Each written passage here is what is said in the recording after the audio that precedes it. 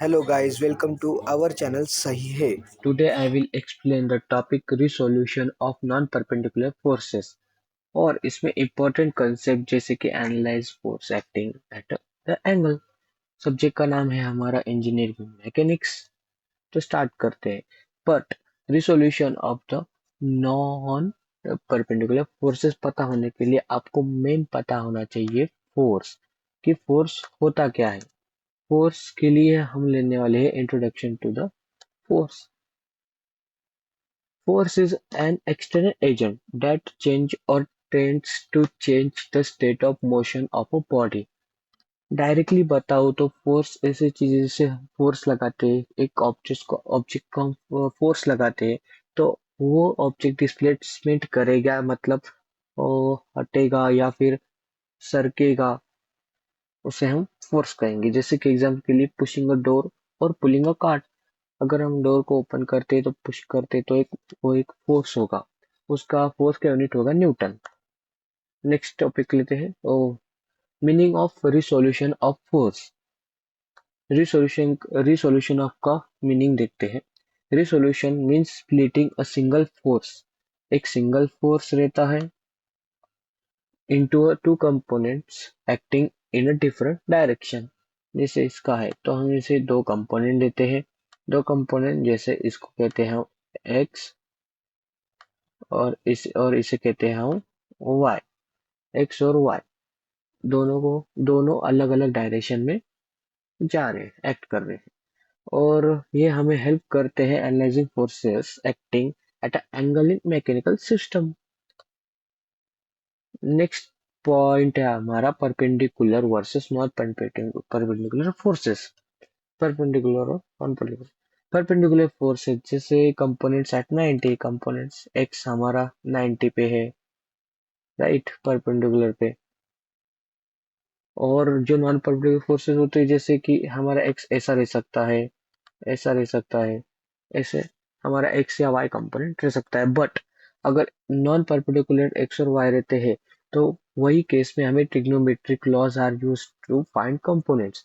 हमें laws use करना पड़ेंगे और उसका जो सम रहेगा या फिर उसके कैलकुलेशन होंगे वो बहुत कॉम्प्लेक्स हो जाएंगे और डायग्राम भी थोड़ी हार्ड सी दिखती है। तो पहले पहले स्टेप्स देखेंगे resolve non perpendicular forces. Non perpendicular forces के लिए आपको पहले कंस्ट्रक्ट पैरेललोग्राम, हमें पहले पैरेललोग्राम बनाना पड़ेगा। ऐसा कुछ हमारा पैरेललोग्राम होता है।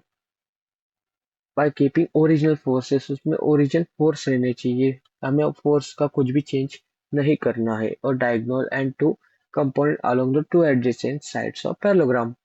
हमारा स्टेप 2 है find out three angles of any one triangle. हमें थ्री एंगल्स फाइंड करने हैं इनके और एक ट्रायंगल से। Step 3 apply sine rule. आप sine rule like x upon sine x. Next question 1, resolve 20 Newton force into two components along A and B direction as shown in figure। हमारी figure A, ये B है और 200 Newton का force लग रहा है और 70 और 40 एंगल। तो पहला स्टेप हमारा था पैरेललोग्राम तैयार करना। हमने पैरेललोग्राम तैयार कर दिया है। उसके बाद हमने हमें एंगल्स फाइंड करने थे। तो हमारा जो 70 एंगल था और ये 40 एंगल है तो पैरेललोग्राम में ऑपोजिट में 40 एंगल चला जाएगा। इधर 40 एंगल आ गया। उसके बाद 70 और 40 इनको हमको ऐड करना पड़ेगा। ऐड करके ये जो पूरा ये रहेगा वो 180 रहता है तो 180 से हमें माइनस करना पड़ेगा। फिर हमारा आंसर आ जाएगा, जो हमारा आंसर आएगा वही हमारा थर्ड एंगल रहेगी 70। एफ ए इधर की इधर कॉपी, एफ बी इधर कॉपी और 200 मीटर हमारा वैसे ही रहेगा। Sine rule third step, sine rule apply करेंगे। एफ ए साइन 14, जैसे कि एफ ए राइट साइन 14, ये 14 हमारा। उसके बाद एफ बी साइन 70। ओके, और जो हमारा बचा है 200 और साइन 70, राइट, 200 साइन 70। उसके बाद हमें FA निकालना है। FA निकालने के लिए हम लेंगे FA और 200 अपॉन साइन 70।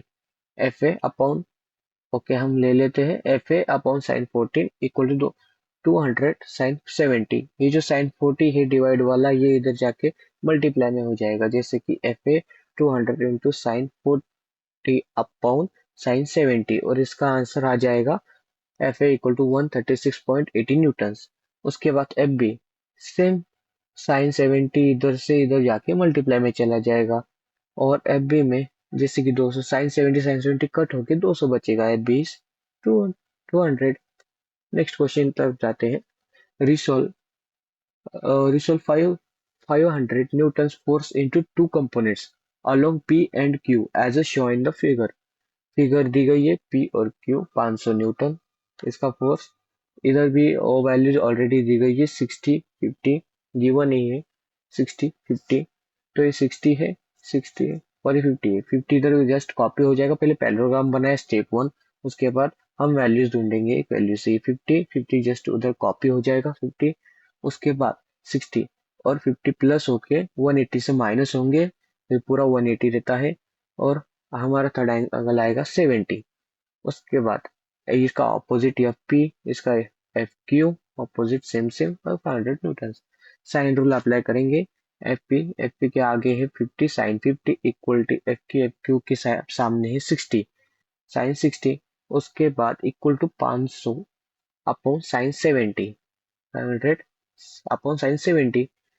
वही सेम क्या निकालना है FP निकालने के लिए हम वही सेम करेंगे। FP upon sine 50 equal to 500 sine 70। Same वही हम करेंगे। इधर जाके वो मल्टीप्लाई में चला जाएगा और साइन 70 हमारा 40760 FP आएगा हमारा 40760 न्यूटन। और वैसे आप FQ भी निकाल सकते हो और आपको FQ निकालना है। ओके, थर्ड क्वेश्चन, इसमें आपको डायग्राम नहीं दी गई है। ओके, तो आपका जो थर्ड क्वेश्चन है, टू फोर्स, दो फोर्सेस हैं। Okay okay 1 minute. Two forces है, angle of 120। The bigger force is 14 newton and resultant is perpendicular to the smaller. Find the force. तो हमें फोर्स फाइंड करना है।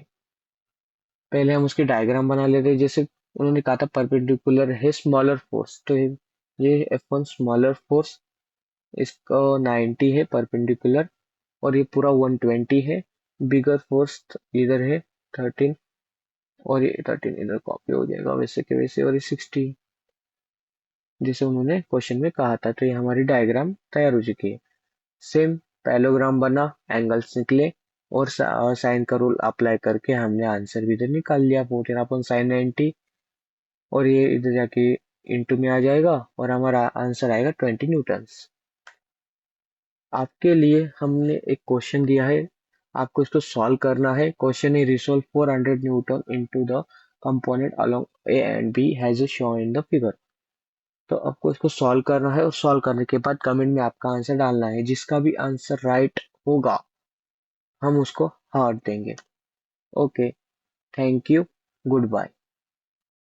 अगर आपको वीडियो अच्छा लगा हो तो लाइक और सब्सक्राइब करके ज़रूर जाना। Thanks for watching.